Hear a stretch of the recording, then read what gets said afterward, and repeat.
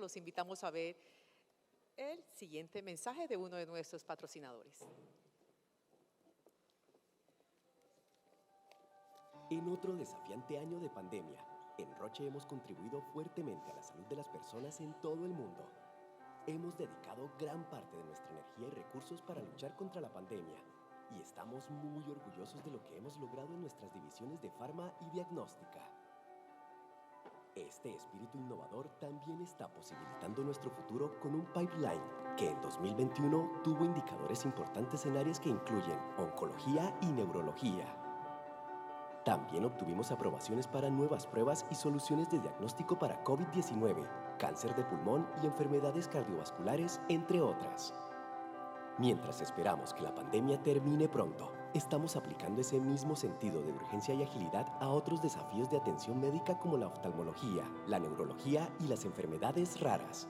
Asimismo, sabemos que una de las fronteras más importantes en el cuidado de la salud es la digitalización y la liberación de su potencial en todo el ecosistema del cuidado de la salud. Durante 125 años en el mundo y 65 años en Colombia, nuestros avances científicos e innovadores medicamentos y soluciones de diagnóstico han mejorado la vida de innumerables personas en todo el mundo. Este es nuestro legado y nuestro futuro prometedor. Roche, 65 años en Colombia, celebrando la vida. Muy bien, vamos a dar paso a un panel muy especial, un encuentro con quienes ven tus próximas fuentes de valor a partir del conocimiento. Nos acompañan en este segmento Carlos Eduardo Jaramillo, rector de la Universidad Autónoma de Manizales, Federico Odreman, decano de la Facultad de Ciencias Naturales de la Universidad ICESI, Iván Darío Vélez, director de PECET de la Universidad de Antioquia, Susana Fiorentino, directora científica de Dream Bio, y como moderador contamos con la presencia de Alejandro Haddad Bechara, fundador del Centro para la Innovación Global eSalud en Toronto. Doctor Haddad, todo tuyo este escenario y auditorio. Muchísimas gracias y realmente es un placer inmenso tener esta oportunidad hoy que también nos invita a seguir reflexionando sobre el significado de la palabra foro, el significado de los foros. Como les comentaba, esto fue un invento romano que permitió a grupos distintos tener encuentros y explorar oportunidades de colaboración y que en gran medida contribuyó al desarrollo de uno de los imperios más importantes en la historia de la humanidad. Pues hoy es realmente un privilegio para mí el poder facilitar una conversación con 4 personas que evocan un concepto relacionado con el foro. Las llamaban forasteras, forasteras. Los forasteros eran personas que venían de afuera y que en el foro tenían la oportunidad para compartir ideas con la población autóctona y así explorar opciones de beneficio mutuo.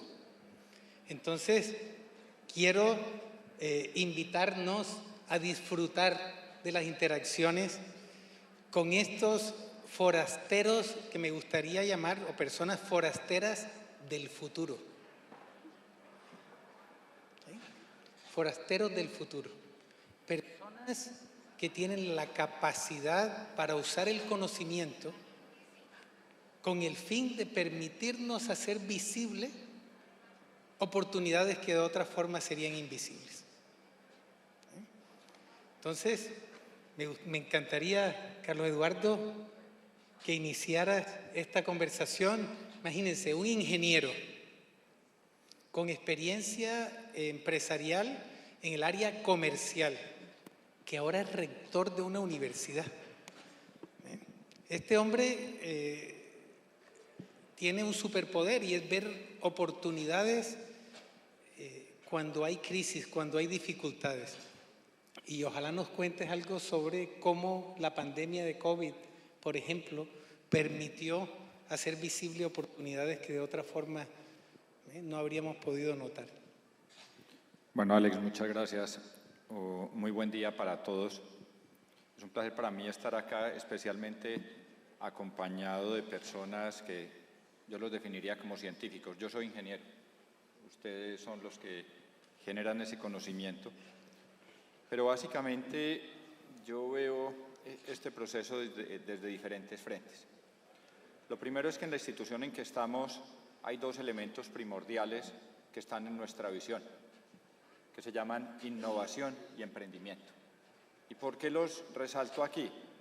Porque creo que el reto que tenemos desde la educación, desde las instituciones de educación superior, es ir más allá de lo que tradicionalmente se ha representado por muchos de nosotros, y es lograr obtener unos títulos que son muy importantes para nuestra sociedad, pero que en el fondo son el factor que nos va a permitir más adelante esa generación de conocimiento. Y aquí aparece un elemento importante: salud e ingeniería.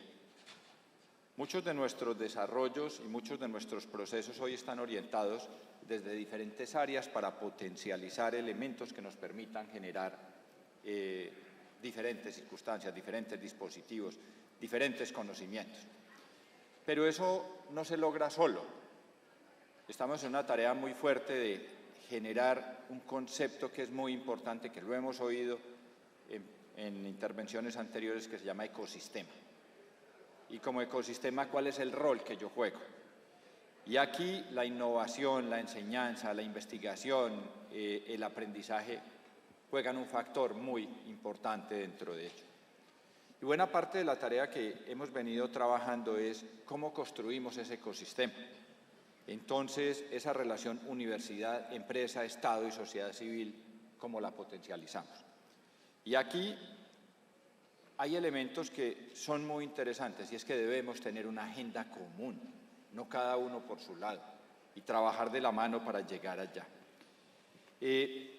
La pandemia nos dio oportunidades, nos mostró que éramos capaces de hacer muchas cosas, pero no solos. Nosotros, especialmente en la Universidad Autónoma de Manizales, hemos tenido unos desarrollos muy asociados a este proceso de pandemia en los últimos días.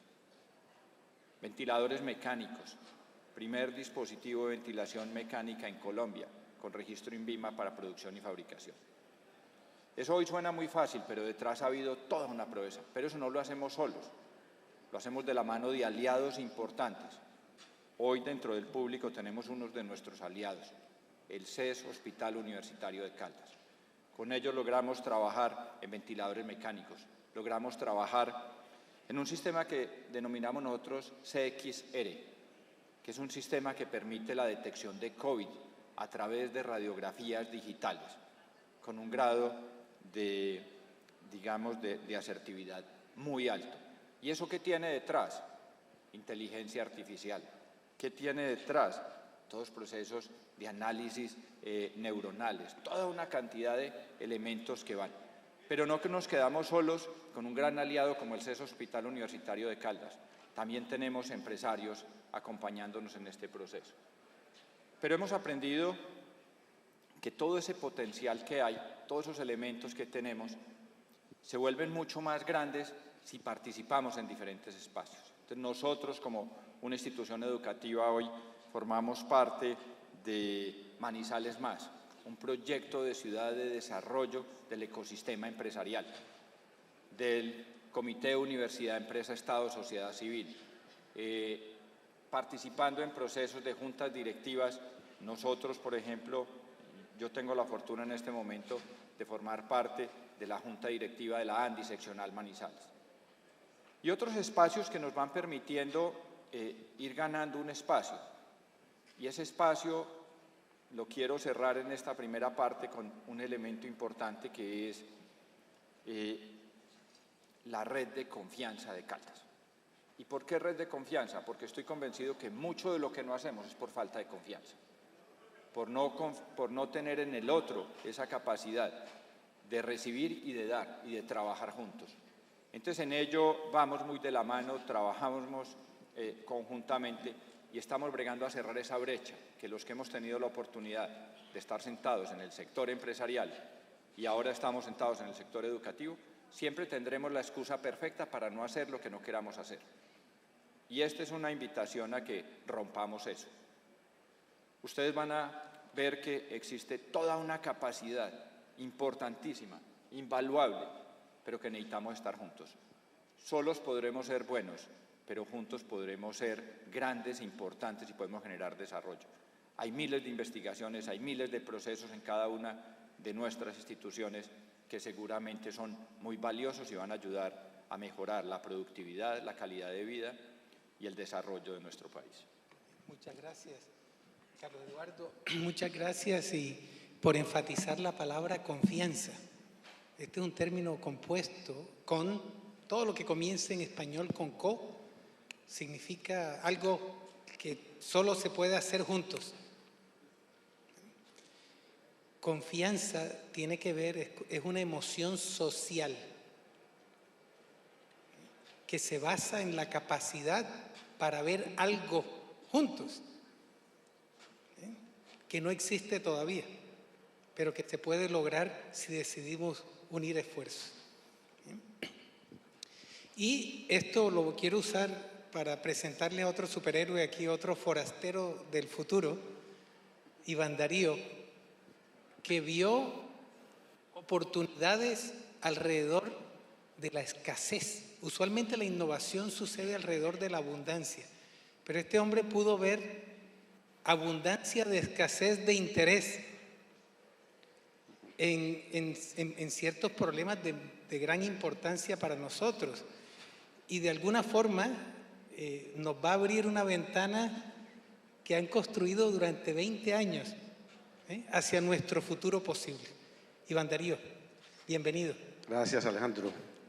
Yo quiero empezar con un ejemplo exitoso, porque los desarrollos son desiguales, pero se ha ido construyendo bastante, en el caso concreto Medellín y el Valle del Aburrá, y puedo decirles con todo el rigor estadístico y científico que Bello, Medellín e Itagüí han logrado controlar el dengue y los virus que transmite un mosquito de la Aedes, también el Zika y el chikungunya, gracias a la implementación de la medida más innovadora para controlar estas enfermedades, que es el control biológico.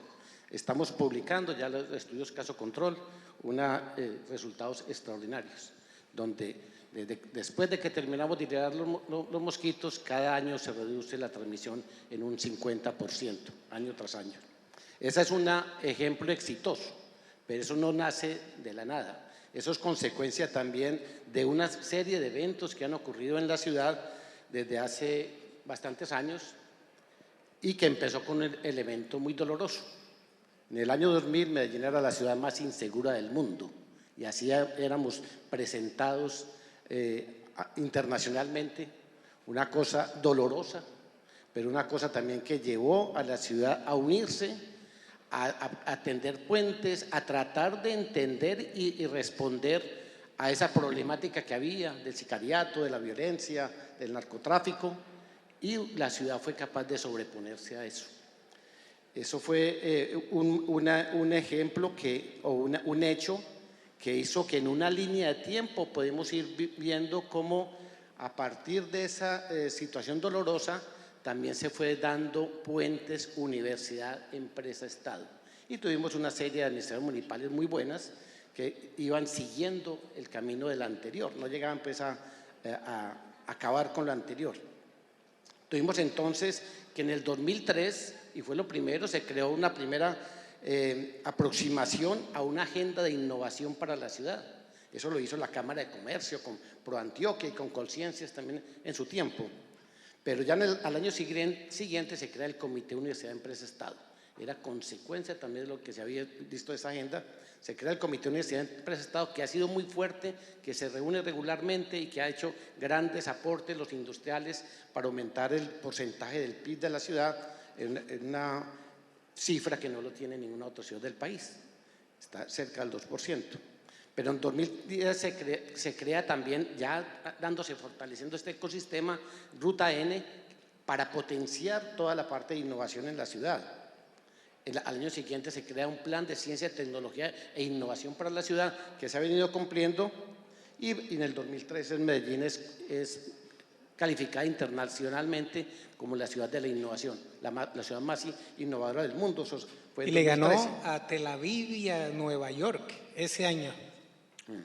Sí.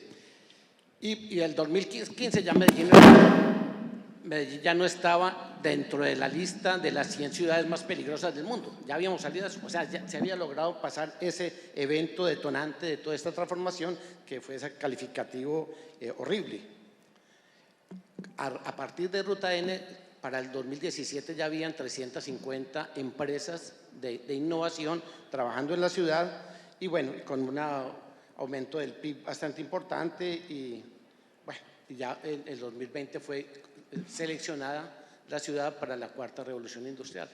O sea, son hitos que van marcando, pero esos son consecuencias unas cosas de la otra. En estos momentos ya se tendieron los puentes, ya se trabaja muy fácil una universidad pública con la privada. De hecho, participamos conjuntamente en las convocatorias.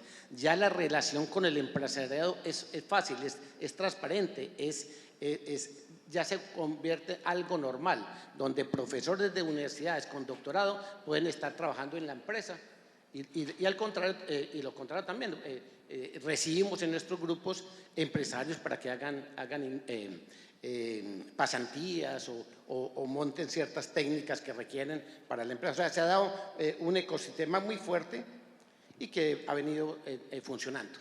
Pero todo, como todo en la vida también, no todo es lineal. Tenemos una última administración municipal que llega con el objetivo de destruir lo que hay, enfrentar el empresariado contra la sociedad, acabar con Ruta N, politizándola, viene la corrupción, pero yo creo o siento que el ecosistema es tan fuerte que aún con esas malas administraciones municipales no se va a lograr destruir lo que ya hemos construido. De hecho, tenemos ejemplos muy grandes. Pues ahora nos va a hablar Jorge de Bastera con la fábrica de vacunas. Tenemos aquí en el auditorio a Juan Zuluaga con un grupo de TIG de 16 empresas de desarrollo tecnológico que van creciendo y van mostrando ya todas unas realidades muy grandes. Pero, pues, a pesar de esa parte política, la relación universidad-empresa se mantiene, la Ruta N está dando tumbos, pero sabemos que lo sacaremos adelante, vamos creciendo. O sea, yo creo que mi mensaje es que a pesar de las dificultades podemos salir adelante, y se vuelven un reto para mejorar. Así como el inicio fue por un problema grande, esta dificultad reciente yo creo que nos va a permitir ser todavía mucho más creativos para que no dependamos de una situación política.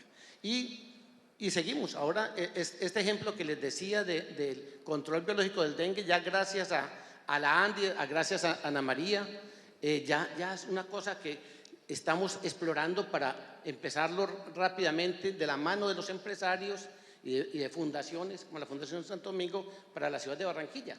Se da un entorno bueno de confianza, empresarios, ciudad, y es el medio ambiente adecuado para llevar un programa como estos, seguir innovando de la mano de la academia, medidas novedosas que nos permitan enfrentar problemas de salud pública que también afectan al empresariado. No es una donación, es que en la medida en que tengamos ciudades sanas donde no se dé la transmisión de estas enfermedades, pues va a haber menos incapacidades, menos congestión de los servicios de salud, o sea, va a haber mucho mayor desarrollo.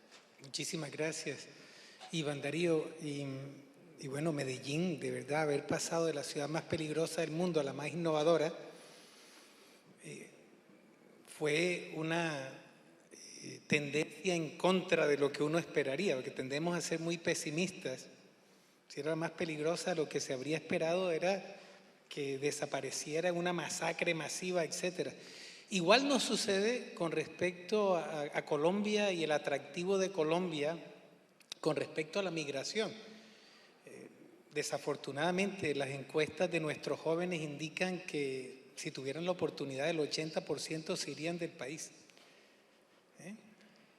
Por eso me encanta que haya otro miembro de este panel que nos muestra la vista a través de una ventana hacia el futuro. Federico nació en Argentina, ha trabajado en Venezuela, en México, pasó tiempo en Colombia, formación, trabajo en Italia, en Estados Unidos, y ahora es decano de una facultad en el país. No nació aquí y ha escogido a Colombia como el sitio para desarrollar algunas ideas interesantísimas sobre las que él ve oportunidades aquí que son difíciles de encontrar en otros lados. Entonces, Federico, bienvenido e imaginémonos un futuro en donde la gente quiera venirse para Colombia a desarrollar empresas y hacer cosas basadas en el conocimiento que generen valor no solo para el país, sino para la humanidad. Sí, buenos días a todos, muchas gracias por la invitación. Para este comentario tengo dos respuestas. Una, la que es romántica. Pero no es que se casó con colombiano, que dice que seguro te trajo el amor. Es la respuesta usual que él recibe. No, mi respuesta romántica es que tuve oportunidad de visitar Colombia en el 2011 la primera vez y quedamos fascinados con mi esposa del país. O sea, es un país hermoso donde se ve muchísima potencialidad y ahí está la parte, después que conecto con el trabajo. Tuve oportunidad en esa época a venir a dar unos seminarios, conocí muchísima gente, después volví en el 2014 como parte de la planta profesoral de la Universidad ICESIS, donde trabajo hoy día, y tuve la fortuna de conocer muchísimos profesores, muchísimos investigadores y conversar con empresas farmacéuticas que en ese periodo estaban interesados en traer a Colombia medicamentos biológicos. Yo he trabajado por muchísimos años con los medicamentos biosimilares que nos mencionaban los señores de la India y yo vine la segunda vez porque estoy convencido de que Colombia puede lograr tener acceso a estos medicamentos a través de un desarrollo de la industria local. Yo estoy convencido que los biosimilares, es mi posición, que ahora no se trata de que si son las grandes multinacionales, si son las pequeñas, todos están ahora en el juego de los medicamentos biosimilares, que pueden tener un impacto profundo sobre la salud de las personas. Yo estoy acá de hace 2 días escuchando las diferentes presentaciones y queda clarísimo que el paciente es el que tiene que estar en el centro de la atención de todas las empresas, todos los médicos, todos los prestadores de servicios. Nosotros creo que, como han mencionado algunos panelistas, si trabajamos juntos en esta mancuerna, en esta unión, en esta triada gobierno, academia, industria, podemos realmente hacer algo que valga la pena. Tenemos el ejemplo que nos acaban de comentar los señores de la India. Ellos lo lograron, ellos pudieron hacer una industria, son una potencia mundial en medicamentos y no veo por qué nosotros no podamos tener un esquema que sea similar. Podríamos copiar las cosas buenas que se han hecho en otros países, traerlas para Colombia y nosotros empezar a producir acá nuestros propios medicamentos. Sé que el camino es difícil, es muy cuesta arriba, pero yo creo que hemos llegado a un punto, hemos madurado como para ver que sí podemos hacerlo, que sí hay confianza y creo que en los próximos años van a entrar muchísimos más jugadores en esta área. Mencionaban, por ejemplo, Baxter, que ahora está empezando a hacer su planta en Río Negro. Es un buen ejemplo de cómo las cosas pueden empezar a funcionar. Y hay muchísimas otras empresas nacionales con las cuales yo he conversado en Cali, que sé que tienen la capacidad y la potencia para poder hacer este tipo de trabajos. Entonces, mi sueño, por decir mi sueño, es que en Colombia podamos tener acceso a estos medicamentos, los podamos hacer en Colombia. Tenemos personal hoy día que está capacitado, podemos seguir formando personal en áreas especializadas como estos medicamentos biológicos. Y la opción, por ejemplo, que se estaba manejando del fill and finish, traer acá la materia prima, elaborarla acá y poder distribuirla a nivel de los diferentes sistemas de salud, eso yo creo que podría permitir crear una base sólida de conocimiento y de infraestructura que permita poco a poco hacer que vayamos creciendo como empresa. Yo creo que la India es un ejemplo a observar, hay otros países que lo han hecho muy bien en la región, Argentina, México, Brasil, que han desarrollado su propia industria, y Colombia tiene una posición muy favorecida desde el punto de vista geográfico, es el cuarto país a nivel farmacéutico, yo siempre lo digo, tiene un pie hacia Sudamérica, tiene otro pie hacia Centroamérica, por lo que tenemos todas las condiciones para poder convertirnos en una potencia desde el punto de vista de medicamentos. Sí, muchas gracias, Federico. Y ahora igualmente es un placer abrirle un espacio a Susana. Y para esto me gustaría invocar un reporte que cuando íbamos a entrar a esta década sugirió que el 85%, escuchen esto, el 85% de las ocupaciones que los humanos vamos a tener en el año 2030 no se han inventado todavía. 85% de lo que la gente va a estar haciendo, ya en unos años, no se ha inventado todavía.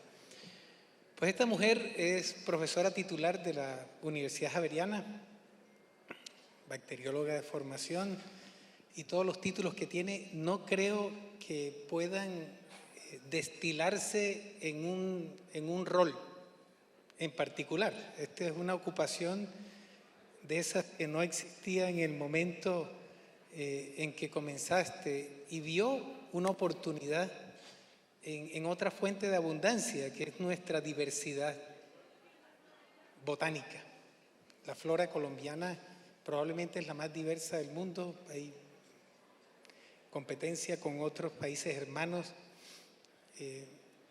y no solo es profesora titular de la universidad, sino que también es la directora científica y gerente general de una empresa. Ella está liderando una empresa que se llama Dream Bio y que está ya atrayendo interés de inversionistas internacionales. Otra ventana hacia el futuro, imaginarnos a Colombia como un polo de atención para inversión extranjera en innovación, que es el proceso a través del cual el conocimiento se convierte en valor. Así que, Susana, gracias por estar aquí con nosotros. Gracias, Alex. Y gracias, Ana María, por la invitación, que me parece que este espacio es maravilloso para hablar de algo que para mí es clave, y es que la ciencia tiene valor. Es decir, un país que tiene tanta biodiversidad, que tiene tantos científicos, que tiene tanto potencial, pues no puede seguir pensando, como le decía yo a la directora financiera de la Javeriana, que la Javeriana puede ganar plata vendiendo parqueaderos, sino que puede ganar plata vendiendo conocimiento. Y no hablar de plata para una científica siempre ha sido un tema tabú. Unir la ciencia con la riqueza siempre ha sido un tema tabú, pero pues yo creo que en la India lo tienen claro, y en Estados Unidos lo tienen claro, y en Europa también. Y entonces yo pensaba cómo explicarles quién soy yo, y imagino que muchos de ustedes han leído un libro que a mí me capturó en Bangkok, que se llama Bad Blood. Bad Blood es la historia de una startup, de una pseudocientífica, quiero aclarar, que quería montar un laboratorio para poder medir 280 parámetros biológicos con una microgota de sangre, y con ese sueño convenció a los grandes inversionistas en Estados Unidos y recibió $700 millones. Y en el 2020 pues la juzgaron y yo creo que ya está en la cárcel. ¿Por qué? Porque pues una cosa es un sueño, que es lo que hablamos siempre cuando hablamos de innovación, son sueños, y otra cosa es que el sueño se convierta en realidad. Entonces nosotros no somos bad blood, nosotros somos good blood. Y por eso Dream Bio no es Dream Bio como un sueño, sino Dream con doble E, Bio, porque ya no es un sueño. Y Dream Bio nació de más de 15 años de investigación de mi grupo en Colombia, en la Universidad Javeriana, después de recibir $9 millones para hacer investigación en biodiversidad y salud, específicamente en el desarrollo de medicamentos contra el cáncer a partir de plantas, porque yo soy inmunóloga y oncóloga, y la visión de la enfermedad fue la que me llevó a buscar las plantas como un sistema complejo para tratar la enfermedad. Y eso nos ha llevado a otra cosa, y es que a Dream Bio lo que le interesa es además una nueva área de la química farmacéutica que se llama la farmacología de redes, que es lo que une los sistemas complejos, la enfermedad como un sistema complejo, los productos naturales complejos con muchas moléculas llamados fitomedicamentos como otro sistema complejo que son analizados por las nuevas tecnologías de la bioinformática. Y la FDA los llama ahora medicamentos polimoleculares. Estos fitomedicamentos que uno, cuando yo me devolví al país, los encontraba en el supermercado, pero no son fitomedicamentos, son extractos de plantas. En ese momento les faltaba mucha ciencia. Entonces, cuando uno habla de fito, el periodista, porque me han entrevistado muchos, me dicen, bueno, eso es como la agüita de valeriana.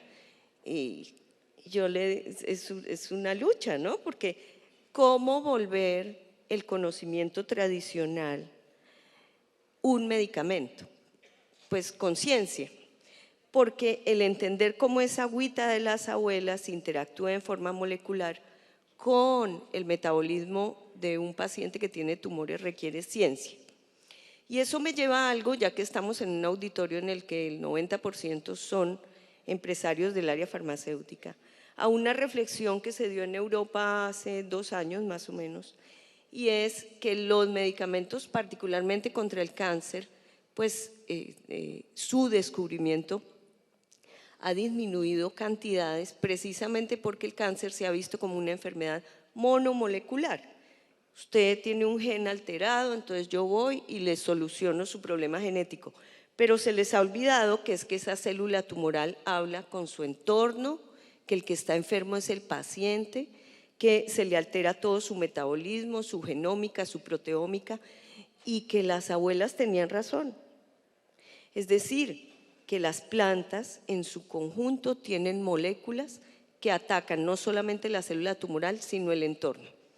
¿Y cuál ha sido el hit de nuestro trabajo? Yo creo es el poder ver eso desde el punto de vista científico y desde el punto de vista inmunológico, y nos ha llevado a que plantas que habían sido estudiadas en el sur de Estados Unidos, como el anamú desde hace 30 años, pues fuera a nosotros a los que nos concedieron la patente en Estados Unidos. Entonces, en este momento tenemos más de 13 patentes concedidas en Colombia, en Estados Unidos, en Canadá, en Brasil, para desarrollar medicamentos contra el cáncer y otras enfermedades, y estamos pues a punto de sacar un fitomedicamento contra el COVID, porque finalmente hay un proceso inflamatorio de base, y una relación muy interesante con la universidad y con la industria farmacéutica con la que comenzamos a hablar, porque nosotros somos ese eslabón que está en la mitad entre la academia y la Big Pharma.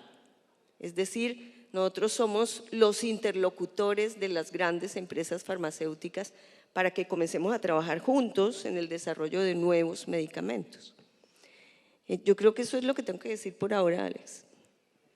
Y nuevamente muchas gracias a todos nuestros panelistas. Y un elemento común es que venimos de la universidad.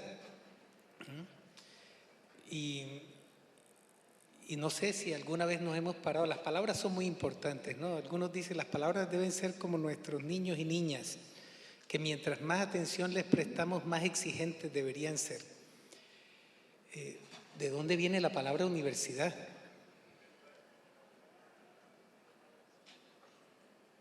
¿Alguna mano arriba? Universidad. Muy fácilmente creemos que viene de universal. No, tienen una raíz común. La universidad en el siglo XII en Europa se creó basada en una palabra que es universitas. Universitas. corporación. Corporación. Las universidades fueron grupos de personas interesados en el conocimiento que tuvieron que protegerse para poder proteger a sus sociedades al movilizar el conocimiento y darles valor. Inicialmente para proteger a la corona y a la iglesia. Entonces lo que estamos viendo aquí es de alguna forma una revolución en el sentido de ir en círculo al punto de origen y cómo la universidad se está posicionando como un miembro más del tejido corporativo, y yo quisiera decir empresarial. De hecho, la ANDI acaba de crear una cámara de universidades en donde podemos tener conversaciones, especialmente en un foro como este, sobre cómo podemos beneficiarnos mutuamente. Federico. Sí, yo solo quería comentar que es muy interesante lo que dice Alex, porque en estos años que yo he estado acá he visto cómo la industria y la academia empiezan a trabajar cada vez mejor, cada vez de la mano. Nosotros tenemos muchos proyectos en colaboración con la industria. Ya no se vive esa famosa guerra en paz donde las universidades y las industrias se veían con un poco de recelo. Yo creo que ese paradigma está cambiando. También es difícil porque desde adentro de las universidades tenemos que reconocer el papel fundamental que cumplen las empresas y tenemos que ser aliados, tenemos que ir en este recorrido de generar conocimiento y hacer más ciencia aplicada, tenemos que ir de la mano. Tenemos que ir de la mano por el interés del país, por el interés de la región, por el interés de las personas. Y yo creo que eso se está conquistando poco a poco. Con respecto a eso que dices, Alex, y al comentario de Federico, me parece que hay algo muy importante y es el creernos nosotros mismos que somos capaces. Y eso entonces genera que realmente podamos trabajar con la academia y con la empresa. En este caminar a través de la spin-off desde la universidad, me he encontrado con comentarios muy interesantes como: yo no sabía que en Colombia se hacía este tipo de ciencia. Y eso significa que los científicos hablamos poco, pero además que hay pocos espacios en los cuales podemos comunicar lo que estamos haciendo y encontrar caminos comunes a futuro. Y encontrar los recursos. Cuando yo comencé me decían: por plata no te preocupes. Y yo decía: pero ¿en dónde está? Y yo creo que es porque está en los escenarios en los cuales nosotros en la academia no nos movíamos. Entonces, estos son espacios maravillosos para esas conversaciones, como tú dices. Sí, hay oportunidades tremendas. Y veo aquí a Carlos Eduardo y a Iván Darío. Iván Darío, 20 patentes, algo así, con enfermedades huérfanas. Es que claro que hay potencial y claro que hay oportunidades para beneficio mutuo con el sector empresarial. No sé cuál de ustedes dos quisiera, porque yo lo veo con el gatillo. Mencionar también, porque no todo es color rosa y también hay dificultades y hay muchas cosas que corregir. Les cuento una historia personal. Empezamos en el año 83 a estudiar las enfermedades tropicales desatendidas, con el modelo principalmente de leishmaniasis, pero también hemos estudiado muchas otras. Y queríamos estudiarlas en el foco natural de infección, ver cómo se daba ese proceso salud-enfermedad internamente con comunidades indígenas y campesinas. Sabemos que esta enfermedad está sobre todo en la selva. Pero cuando empezamos a estudiarlas nos dimos cuenta muy rápidamente que no hay buenos elementos diagnósticos, no hay vacunas, no hay tratamientos o muy malos. Y era un problema porque estábamos descubriendo al paciente, trabajando con él, viendo la magnitud de la enfermedad, pero no había forma ni de diagnosticarlo, ni tratarlo, ni de prevenirlo.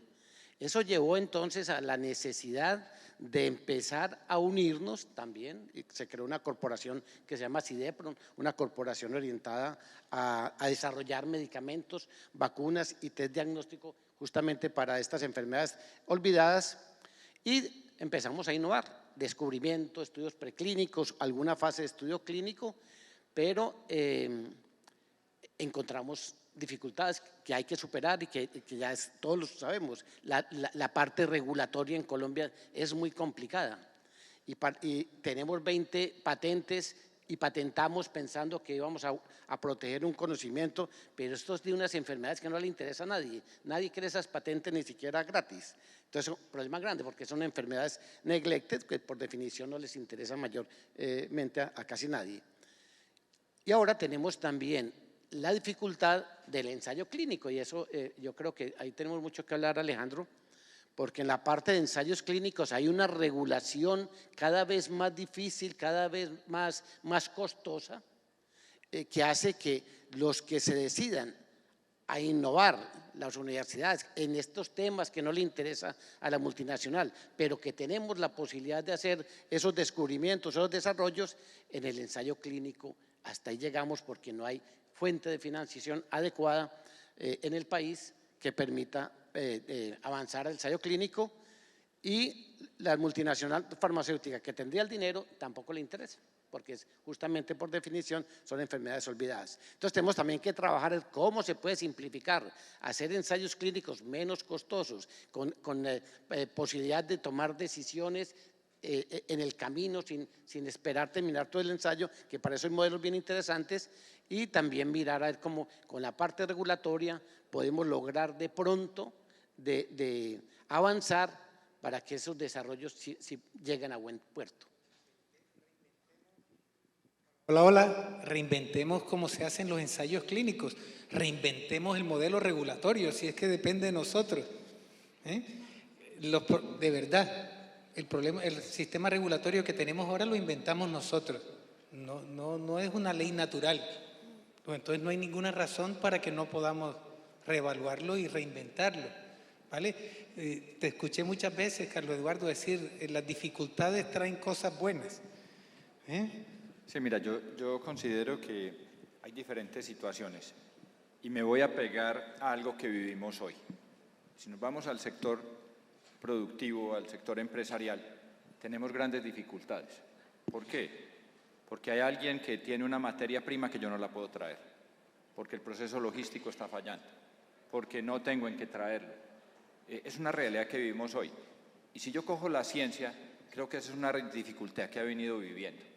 Y lo voy a definir en una frase que posiblemente algunos de ustedes han escuchado, y es: yo sé quién sabe lo que usted no sabe. Pero, ¿qué es lo que tenemos que hacer? Una relación. Y ahí tenemos que romper esquemas. Nosotros localmente trabajamos en algo que se llama SUMA, Sistema Universitario de Manizales. Lo decía Iván ahora. Mire, ya no es difícil hablar entre universidades públicas y privadas. Antes era imposible. Hoy lo estamos haciendo, hoy trabajamos juntos, hoy vamos de la mano en muchos de esos espacios. Pero además, yo creo que las cosas no se pueden quedar en un entorno interno. Hoy formamos parte de un proceso muy interesante que se llama Diálogos de Futuro. ¿Y qué es Diálogos de Futuro? Sentarnos desde la academia, de la mano de empresarios, sociedad civil, fundaciones, personas que no tienen que ver con ninguna organización, pero tienen ideas muy interesantes, a pensar qué es el futuro. Y el futuro no es pasado mañana, el futuro es hoy. Y cómo desde lo que hacemos trabajamos en ello para poder articular y fortalecer todo eso. Y un tema complementario, mire, patentes tenemos. La pregunta es, ¿para qué? ¿Y qué vamos a hacer con ellas? Nosotros hoy tenemos, ejemplo, patentes de prótesis en fibra de bambú. Y eso es una locura. Más resistente que muchas cosas de las que conocemos, más liviano de lo que hay. Brota en cada uno de nuestros espacios en este país, pero ¿qué estamos haciendo con ellas? Y dos invitaciones, una desde la academia y otra desde el uso de las organizaciones. Desde la academia, nosotros hoy no hacemos programas aislados, hacemos programas con objetivos.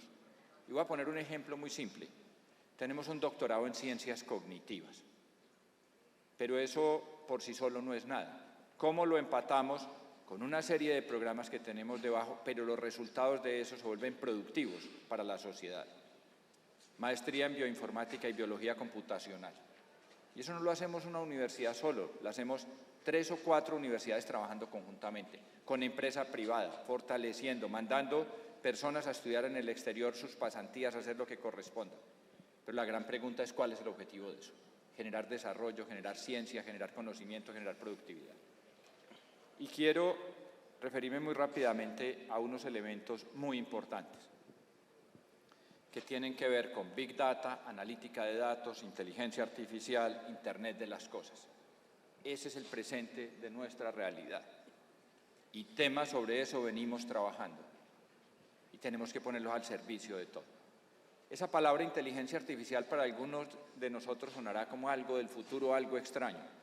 Pues yo les quiero decir que yo soy ingeniero de sistemas, me gradué en el año 1992 y estudié inteligencia artificial.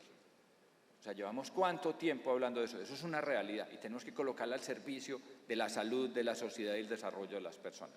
Y esos son elementos que nos tienen que llevar a pensar distinto, a ver el potencial. E incluso muchas de sus organizaciones no tienen áreas de I+D+I. Pues yo creo que nosotros tenemos elementos que les podemos aportar. Y yo creo, y gracias a todos estos aportes, que llegó el momento de prestarle más atención a otro verbo, que es el verbo creer. Miren, en los años 50 había un conflicto por allá en Asia, en Corea, y Colombia envió tropas a Corea porque eran pobrecitos los coreanos, pobrecitos comparados con nosotros, pobrecitos, vamos a ayudar a los coreanos, ¿no? En este momento Corea, el PIB de Corea es 6 veces más alto que el nuestro, 6 veces. Decía C.S. Lewis, el escritor, que somos lo que creemos ser. Si nos creemos pobres, somos pobres. Si creemos que no tenemos suficientes recursos, pues no tenemos suficientes recursos. Que no podemos colaborar, pues nunca podremos colaborar. La India en este momento tiene un PIB que es menos de la mitad del de Colombia. En este momento. Y lo que acabamos de ver es que se volvió una potencia mundial en medicamentos genéricos con un PIB menos de $2.000 per cápita. ¿Okay? El de Colombia es unos 5.300 o algo así.